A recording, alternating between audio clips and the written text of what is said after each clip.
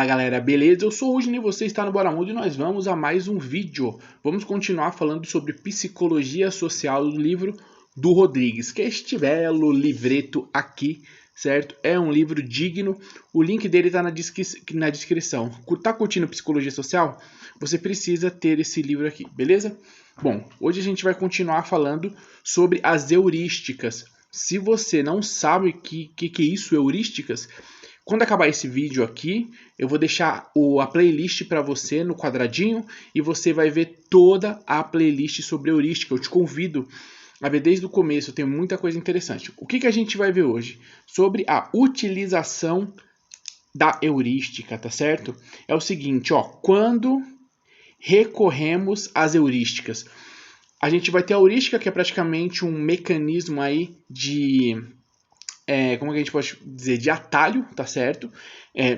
Tem mais detalhes no primeiro vídeo sobre heurística, e a gente vai recorrer, vai utilizar essas heurísticas em vários momentos do nosso dia, de várias formas diferentes, certo? E existem várias formas de se usar heurísticas, e aqui o livro vai colocar pra gente 4 pontos importantes de em que momento a gente vai utilizar essas heurísticas, tá certo? Em que momento a gente vai então aí recorrer, né, precisar delas. Bom, vou colocar 4 pontos aqui importantes que o livro coloca pra gente. O primeiro é quando nós nos sentimos sobrecarregados cognitivamente, tá? Como assim? Quando a gente se sente carregado cognitivamente, isso significa que existe um esforço muito grande da gente. Por exemplo, quando você... Vou dar um exemplo bem legal. Está fazendo uma prova muito longa, um Enem da vida, um FUVEST, ou até uma prova escolar mesmo, tá? Na faculdade, aí tem que ler texto grande, responder muitas perguntas, tá? Se você não está preparado, principalmente, o tempo vai passando, você vai respondendo e você vai percebendo que mentalmente você está ficando cansado, você está ficando exausto, você já não está mais conseguindo pensar com aquela eficiência. O que vai acontecer? O teu cérebro vai começar a usar heurísticas em vários momentos. O que é isso? É atalhos. Você vai ver, você vai dar uma lida e não vai entender direito, e o teu cérebro vai estar sem energia, então ele vai falar assim, meu, acho que é essa daqui. Então, por exemplo, quando tem a múltipla escolha alternativa, você vai olhar e olha, aí você começa a não entender direito, o teu cérebro logo vai criar um mecanismo para você responder alguma coisa sem que você precise se preocupar em realmente entender e analisar se aquilo é a resposta correta, se é a alternativa correta. Isso é um tipo de coisa que o cérebro vai fazer, ele vai recorrer à heurística quando o quê? Quando ele está com, como diz aqui, né? Com os sentidos sobrecarregados cognitivamente, tá? Isso é um tipo de situação, quando você a tua capacidade de pensamento, de raciocínio, entendeu? De entendimento, ela tá sem energia, tá desgastada. Aí você, em vez de gastar energia e tempo cerebral para entender alguma coisa, você vai usar uma resposta rápida, um atalho. Isso é um dos momentos onde você vai usar a tal da heurística, nesse desgaste, nessa sobrecarga cognitiva, certo? Bom, tem um exemplo aqui que o livro dá pra gente sobre a falsa opinião, né? Isso é bem interessante. Como, por exemplo, usar o falso consenso, né? Quando você não está querendo explicar direito alguma coisa, ou não está querendo entender direito alguma coisa, não está querendo construir uma resposta sobre alguma coisa, você simplesmente concorda, entendeu? Você simplesmente dá uma opinião que se encaixe com o que o pessoal está esperando, com o que a conversa está esperando, e pronto. Então é nesse nível, você usar quando você está sem energia mental. E aí vem a heurística, cria um atalho e você responde de qualquer jeito, vamos dizer assim, certo? É um tipo de exemplo do uso da heurística nessa sobrecarga cognitiva, beleza? Segundo momento onde nosso cérebro ele vai usar essas heurísticas, tá certo? Quando o assunto não é muito importante, né? Quando o assunto não é muito importante, você pode acabar utilizando algumas heurísticas, tá certo? Lembrando que vai ter o quadradinho aqui quando acabar esse vídeo e tem todas as heurísticas. Eu já gravei todas as heurísticas, certo? Você pode ver de uma a uma para entender e ver como é que elas funcionam e como é que elas aparecem na prática no dia a dia. Aqui também vai ser usado algumas dessas heurísticas, né? Quando o assunto não é muito importante. Então, quando você está lá conversando com alguém, o assunto não é muito importante, não te diz respeito, você não quer mais falar sobre isso, o que pode acontecer? Pode acontecer do seu cérebro puxar uma heurística, usar esse movimento de heurística, em vez dele se colocar em uma situação onde vai ter que pensar, raciocinar, gastar energia, evocar os neurônios, entendeu? Fazer sinapses ali. O que vai acontecer? Ele vai usar uma heurística, ele simplesmente, quando ele, certo, se vê num assunto que não é muito importante, a opinião vai ser extremamente rasa, muitas vezes errada, muitas vezes uma opinião falsa, da qual você não concorda, por exemplo, né? Tipo, o pessoal começa a falar algumas coisas que você não concorda, mas o assunto não é importante, então você, não é mesmo, não é verdade, pode ser. E acabou, né? Então tem muito isso. Então, nesses momentos onde o tema que está rodando não é muito importante, o cérebro quer economizar energia e nesse momento, então, meio que ele deixa para lá, ele não vai se esforçar para construir realmente uma resposta, um envolvimento no assunto, porque para ele não é importante. Ele usa esse momento para economizar energia, então ele vai usar uma heurística, um atalho para resolver logo aquela questão, responder logo, contribuir logo e acabou, certo? E bom, falta mais dois. Mas antes, fazer uma consideração interessante, né? Essa heurística, ela é bacana, principalmente quando a gente está falando de psicologia social, e se a gente for pensar na prática, na dinâmica, quando o profissional ali, o terapeuta, o psicólogo, né, os professores, o pedagogo, pessoas que estão envolvidas diretamente com os grupos sociais e com esses grupos onde ela tem que se utilizar de psicologia social para fazer um manejo com esse grupo, para lidar com esse grupo, para entender esse grupo, ela vai ver essas heurísticas pipocarem. Formas em que vão ser muito visíveis, né? Sobre opiniões que vão aparecer, sobre formas em que as emoções podem se manifestar, os sentimentos, as relações. A gente vai ver a heurística pipocando ali essas dinâmicas de relação social. Então é importante conhecer a heurística, não só academicamente, para você que está estudando isso, mas para você entender e saber, na sua análise, saber ver quando é que está sendo usada as heurísticas como ferramenta, né? Então, por exemplo, imagina que você está aí clinicando, ou você está num momento terapêutico ali, você é um terapeuta, psicólogo, e a pessoa começa a usar na conversa, na fala, na exposição dela, heurísticas, e você percebe que são heurísticas porque, na verdade, ela está dando a volta no assunto e está dando uma opinião meio que nada a ver, e parece que ela não quer sair do assunto, mas ela também não quer dar opinião direito sobre aquele assunto, e aí você percebe uma heurística acontecendo ali. E aí aquilo já é um vão, já é uma janela para você entrar em uma situação, em um mecanismo, em um ponto mais importante, certo? Isso vai acabar revelando muitas coisas. Então isso daqui é importante, é interessante, porque são mecanismos que vão se manifestar durante o nosso dia a dia, né? É aquela famosa questão de, você tá no ônibus, alguém quer puxar um papo e você, não, é verdade, porque você não quer papo, entendeu? Então isso daqui é bem importante, porque tem a ver com exatamente o nosso comportamento diário, tá? Terceira heurística, tá certo? Estamos sob pressão de tempo para emitir julgamentos. A gente também vai ter isso, tá? Quando a heurística vai aparecer nesse momento de uma forma geralmente negativa. A gente está no momento de pressão, a gente precisa dar a nossa opinião, então toda essa pressão, toda essa questão que vai rolar de pressão, de tempo, vamos lá, qual a sua opinião? O que você acha? Pode fazer com que o teu cérebro não queira raciocinar de fato e construir de fato uma opinião que é a sua, de uma forma real, de uma forma interessante. Então ele vai construir nesse momento aqui, né, de pressão, de tempo, onde você tem que dar sua opinião logo, né, e você tem tempo para isso, e estão te pressionando, você pode acabar acontecendo, né, de você utilizar a heurística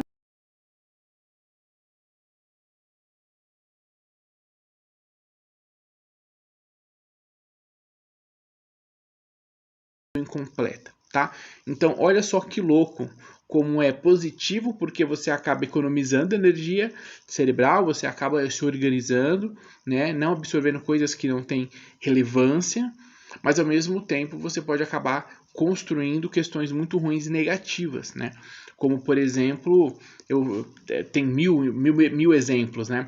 Mas vamos supor, um tribunal do júri, onde o júri está lá e o tribunal já tem várias sessões, e dos 10, 2 membros estão cansados já, eles não querem mais muito saber, já deu, a cabeça não tá legal, ele queria estar fazendo outra coisa, e ele tá ali confinado já faz um tempo, às vezes.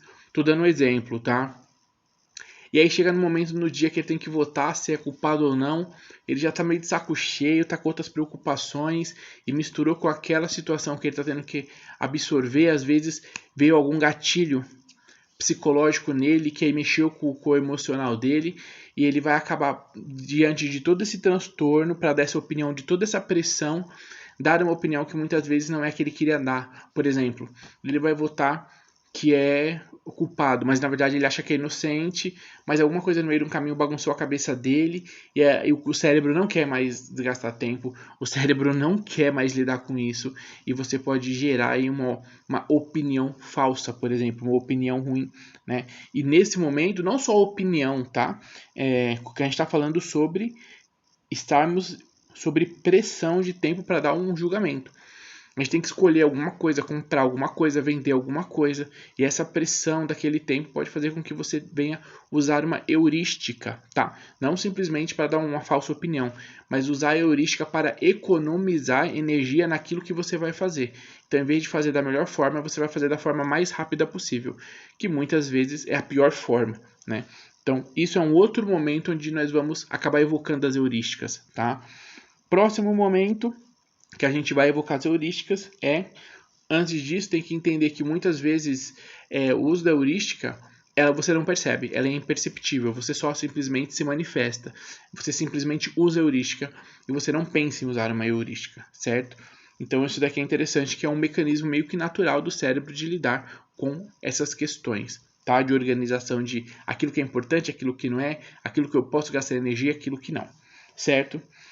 Quarto, quando nós dispomos de pouca informação sobre o assunto, tá? Quando nós dispomos sobre pouca informação sobre o assunto. Lembra que tem aquele momento que eu falei, né? Que às vezes você não quer saber do assunto. Aqui é quando você tem pouca informação.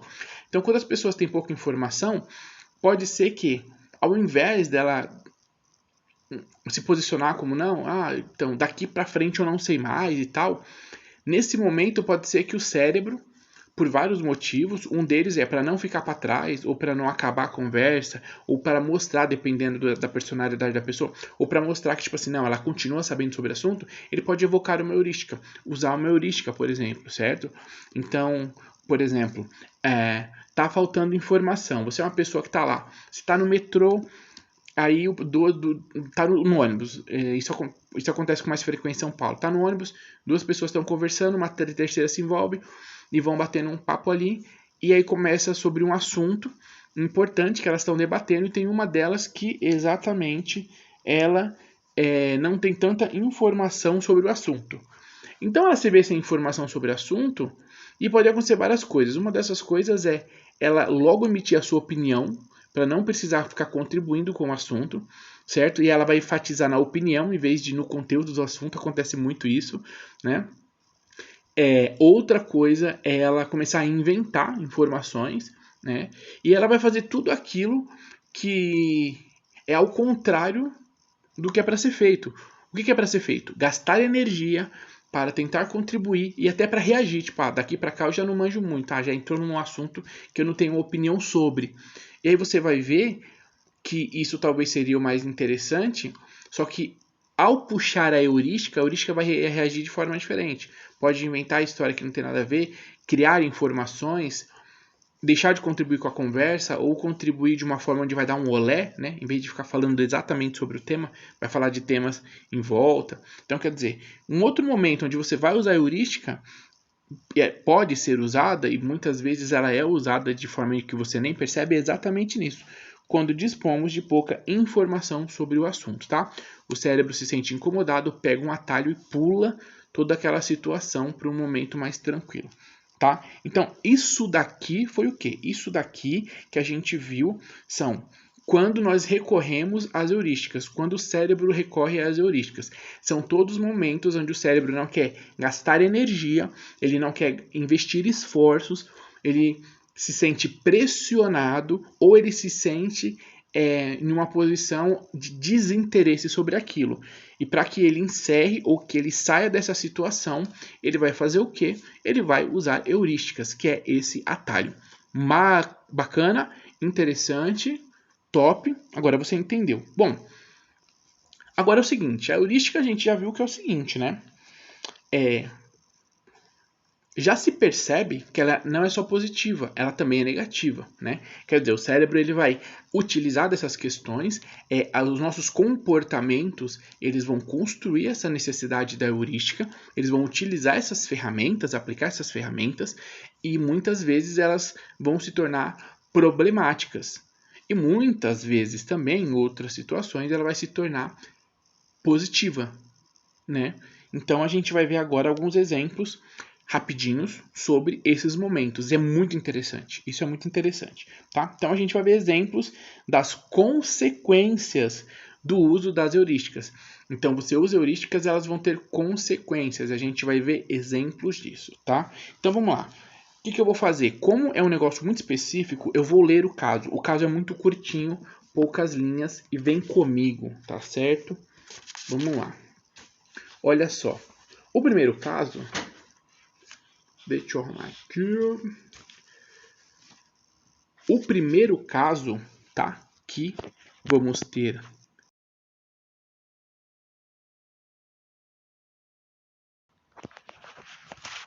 O primeiro caso que nós vamos ter aqui, tá? É bem interessante. Olha só. Caso 1.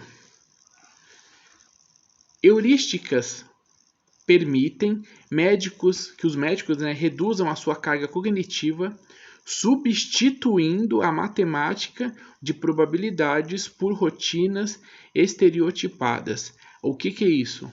Os médicos, muitas vezes, ao invés de ir além, né, por exemplo, clínico geral, ao invés de investigar mais, pedir mais exames sobre alguma questão que ele não entendeu direito, ele vai economizar.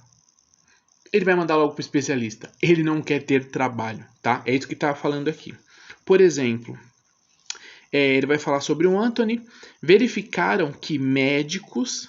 O pesquisador verificou que médicos que trataram recentemente muitos doentes portadores de infecções bacteriológicas tendem mais a diagnosticar infecções bacteriológicas, logicamente, em clientes novos do que médicos que não trataram de pacientes com tais infecções no passado recente. O que acontece aqui? O médico que fica tratando muito uma coisa e sempre a mesma coisa, quando ele vai investigar, fazer anamnese e tudo mais de alguém, fazer o diagnóstico e tudo mais, ele tem uma tendência a encontrar aquilo que ele sempre encontra. Porque automaticamente, para ele está mais fácil, quando ele vai enxergar o todo, automaticamente ele vai puxar essas informações e vai levar e tentar fazer com que aquilo chegue na tal da questão de bacteriológica, certo? Por quê? Porque é um mecanismo de heurística. Ele quer economizar energia, ele não quer investigar tantas outras coisas, ele não quer enxergar outras possibilidades.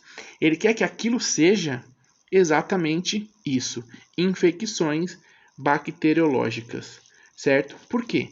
Porque a cabeça dele, ela tá focada em achar essas infecções. Porque nos últimos meses, nos últimos anos, na sua profissão, a especialidade, o que ele encontrou, o que ele focou, foi exatamente isso. Então, isso funciona como um sistema de heurística. Em vez dele expandir, dele fazer aqueles cálculos como de probabilidades, o que pode ser, será que é isso mesmo? Acontece uma heurística. Ele começa a tentar puxar para que a probabilidade seja uma infecção bacteriológica. Na série Dr. House, que eu adoro, eu amo, sou fã do House, inclusive eu tô doido para comprar um bonequinho do House. Ele tem uma equipe e essa equipe trabalha exatamente para evitar heurísticas. Cada um tem uma especialidade e eles sentam e eles vão eliminando as possibilidades. E eles começam pela possibilidade que seria mais óbvia, né? E eles vão eliminando. Exatamente para não gerar esse problema da heurística, né? De você acabar pensando e voltando achando que é aquilo que você acha que é. Que sempre é a mesma coisa, porque você anda vendo muito aquilo, né? É mais ou menos aquela coisa que o pessoal chama de síndrome da mulher grávida, né? Você nunca vê ninguém grávido na rua. Até o momento em que a sua esposa engravida ou que ela mesmo grávida, a mulher engravida, e aí você começa a reparar no tanto de grávida que tem por aí. Mas por que você não viu antes? Você não viu antes porque o teu cérebro não estava nem aí com essa informação. Então, para que o cérebro economize informações, como para ele não interessa, lembra que a gente viu lá? Ele não repara nas grávidas. Agora, para ele, isso interessa.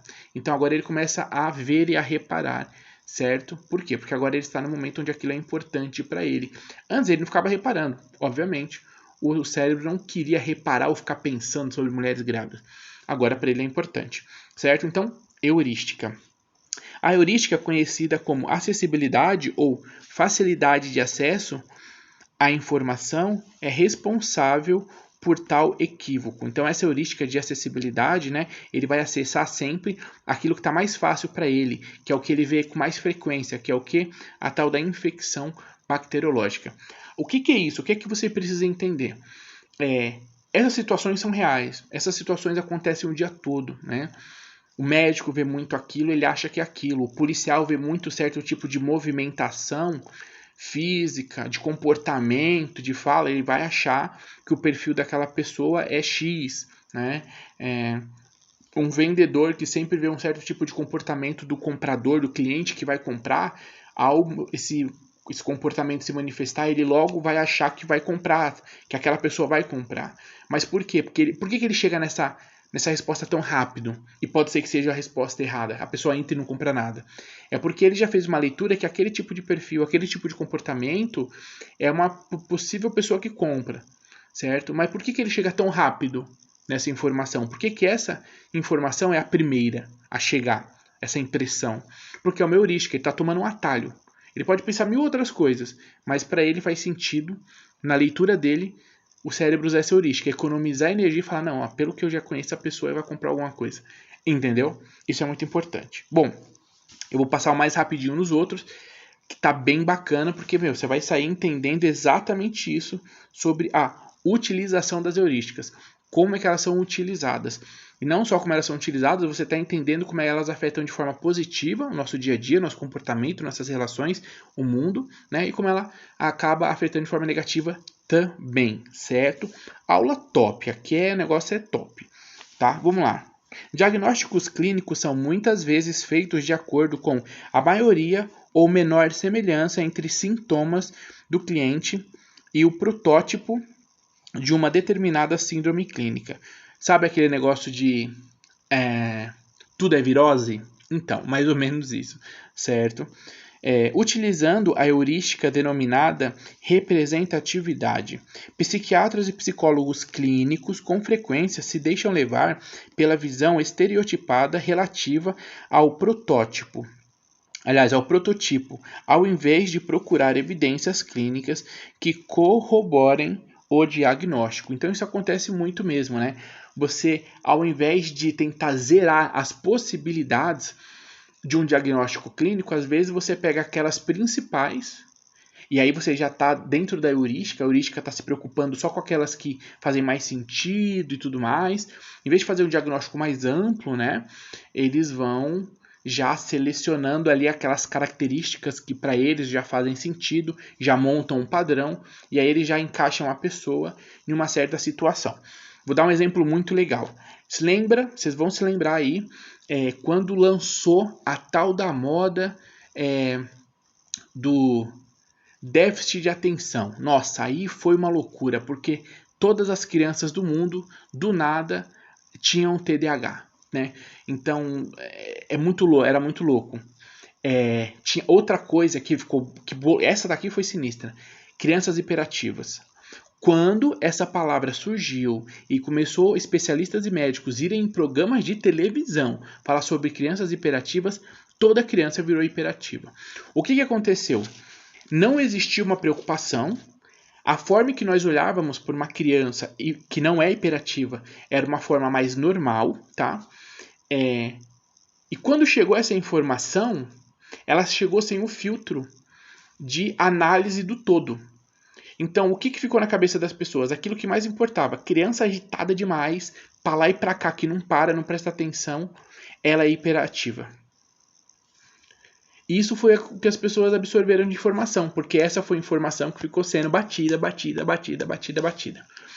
Até um certo momento em que começou a chover nos psicólogos crianças, pais e mães falaram, meu filho é hiperativo, ele não para. Aí descobriram uma outra informação. Tinha uma coisa que era o choque de geração. O que era o choque de geração? Os pais viveram em uma época onde as crianças elas eram agitadas de uma outra forma. Então eles esperavam que as crianças fossem agitadas, mas de uma outra forma, não da forma que eles estavam vendo. E por eles serem mais velhos, eles são pais, o ritmo de vida deles não é mais o ritmo de vida de uma criança, que é alucinado. Ela brinca, ela vai, ela pula, ela anda, você cansa 10 vezes e ela ainda está inteira, pronta para mais um round. Então, quando é que essa impressão falsa se reforçou? Quando chegaram especialistas e falaram, essa criança aí que está te cansando, que não para, que não presta atenção, ela é hiperativa, provavelmente tem déficit de atenção. E os pais não pararam para pensar numa série de outras coisas. Um monte de rotina que as crianças tinham, possibilidades de brincar, tela para tudo quanto é lado. Então se gerou um problema. As pessoas começaram a tratar de forma de senso comum, a achar que crianças agitadas, normal, uma criança agitada normal, era hiperativa. Olha o problema. E o que foi isso? É exatamente o exemplo sobre esse ponto aqui. Sobre falsos diagnósticos que não abrangem e muitas vezes são apresentados para o público de forma muito resumida, muito restrita, de forma errada. Esse público pega esse conteúdo e acha que aquilo é verdade e toma como verdade. E muitas vezes é apresentado como verdade. Simplesmente porque a heurística começou a ser trabalhada. Ela começou a ser utilizada de uma forma perigosa, que é construção, fechamento de diagnóstico, direcionamento de diagnóstico, entendimento de diagnóstico, por exemplo. Tá? Isso é um exemplo, tá, gente? Não estou falando que é na área médica só que acontece, é um exemplo para você tentar entender um outro caso sobre quando é positivo e quando é negativo. Nesse ponto, é negativo. A gente está tratando e vendo como é que ela afeta o mundo real, a saúde mental, saúde física, as relações, de forma real, no dia a dia, certo? Vamos lá. Terceiro e último ponto, tá? Muitas de nossas escolhas ao longo da vida, olha que interessante, não raro decorrerão de heurísticas, isso é verdade. Muitas escolhas que nós vamos fazer vão ser por causa de heurísticas. Vou comprar esse porque é mais barato. Vou comprar esse daqui porque até eu fazer a conta, esse aqui vai dar mais ou menos isso. Quantas vezes eu mesmo já fui no mercado e não fiz as contas. Não, na verdade eu sou de fazer conta, tá? Mas, por exemplo, minha esposa, ela não tem esse costume, esse hábito de fazer a conta. Ela faz a lista e não coloca os valores. Então a gente chega no mercado e sempre é um Kinder Ovo, é uma caixinha de surpresa.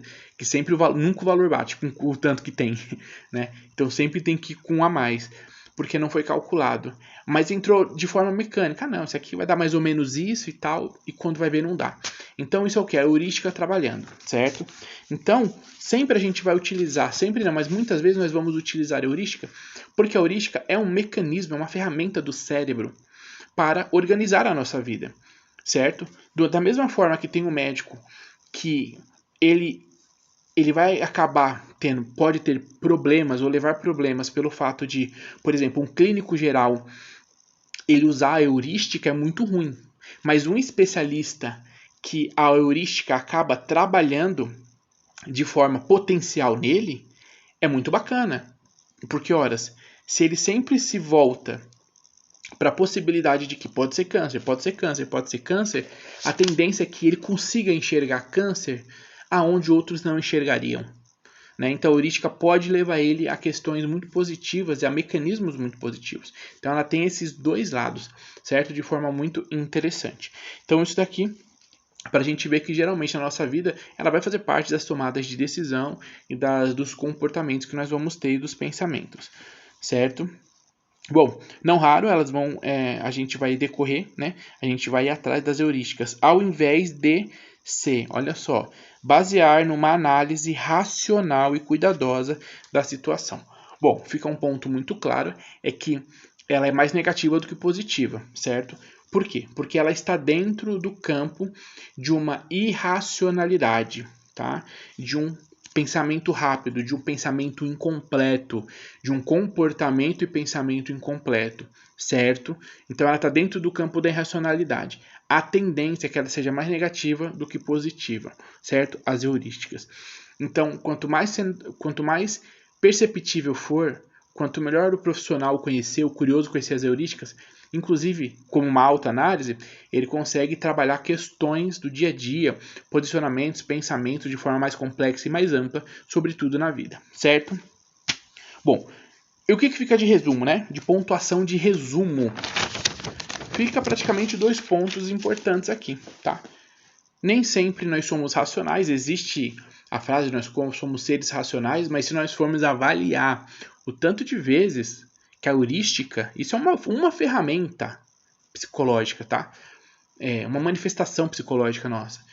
Só isso já mostra o tanto que a gente é irracional, o tanto que nós agimos de forma irracional, agimos de forma mecânica e de formas onde nós deixamos a qualidade do pensamento de lado e agimos de forma de impulso irracional, sem pensar, sem aprofundar. Isso traz muitos problemas, certo? Bom, é isso. Espero que você tenha curtido.